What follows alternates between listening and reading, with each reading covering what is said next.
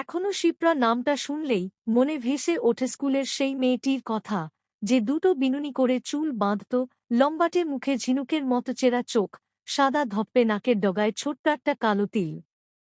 যাকে দেখে প্রথম মনে হয়েছিল বয়ঃসন্ধি পেরিয়ে যৌবনে পা রাখতে চলেছে অনির্বাণ সেন। কয়েক মাস পর থেকে মেয়েটি আর স্কুলে আসেনি। কেন আসেনি, কোথায় গেল, কি হল, জানা হয়নি কখনো কোনো দিন। তারপর ক্লাস 11-এ তৃষা নামের সেই ছিপছিপে সুন্দরী মেয়েটি, যে প্রথম পরিচয়ে অনায়াসেই হাত বাড়িয়ে বলেছিল আমরা কি বন্ধু হতে পারি। তারপর একসাথে কত আড্ডা, একসাথে স্কুলে যাওয়া আসা, লাল মাটির রাস্তা ধরে অকারণ হেঁটে চলা, চমকা হাত ধরে অট্ট হাসিতে ফেটে পড়া সেই লাবণ্যময়ী তৃষার মুখ। বড্ড বেশি প্রাণোচ্ছল, প্রাণবন্ত মেয়েটি একদিন গল্প শুনিয়েছিল তার জীবনের সফল প্রেমের গল্প। সেই প্রথমবার ভীরু মনের না বলা প্রেমের মৃত্যু হয়েছিল তিলে তিলে অন্তরালে। তারপর কলেজের রসায়ন বিভাগের প্রচণ্ড মেধাবী কৃষ্ণাঙ্গী মণিমালা, যার কালো একরাশ খোলা চুলের মেঘ জমেছিল অনির্বাণ সেনের মনের মণিকোঠায়। অথচ বৃষ্টি নামার আগেই সে এসে বলেছিল, অনি, তুই কি আমাকে ভালোবাসিস? না, ভালো লাগে শুধুমাত্র। মনে মনে বলেছিলাম, ভীষণ ভালোবাসি। কিন্তু আমার নিরুত্তাপ চোখের পাতায় চোখ রেখে বিষণ্ণ মুখে বলেছিল, কাল আমার পাকা দেখা, সামনের অগ্রহায়ণে বিয়ে। তুই আসবি তো আমার বিয়েতে?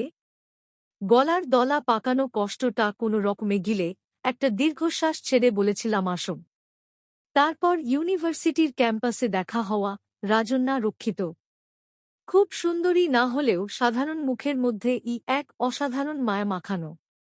তার মুখের দিকে তাকালেই বুকের ভিতর একটা আলাদা অনুভূতি জাগত, দেখা না হলে মন খারাপ হতো। কথা বলার জন্য ভিতরে ভিতরে ছট করতাম ভীষণ। একদিন সকালে ঘুম থেকে উঠে খবর কাগজে পড়লাম, গতকাল অন্ধকার গলির মোড়ে টিউশন পড়ে ফিরতি পথে একটি মেয়েকে নির্যাতন করে খুন করা হয়েছে।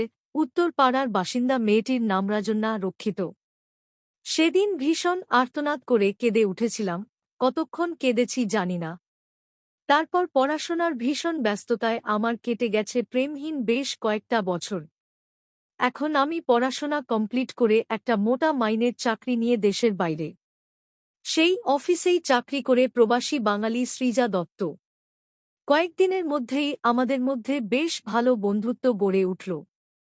কাজের ফাঁকে ফাঁকে একে অপরের পছন্দের কথা হতো, জীবনের গল্প, দেশের গল্প। রবি ঠাকুর, জীবনানন্দ, শেক্সপিয়ার কেউ বাদ যেত না। একদিন সৃজার তরফ থেকেই কফি শপে দেখা করার অফার এলো, আমরা কি একসাথে কফি শপে যেতে পারি? বললাম, পারি। আজ সেই দিন। কফি শপে অপেক্ষারত আমি অনির্বাণ সেন। সামনে এগিয়ে আসছে একদম ট্রিপিক্যাল বাঙালি সাজে, গোল্ডেন কালারের একটি শাড়ি পরা ঝকঝকে চকচকে সৃজা দত্ত।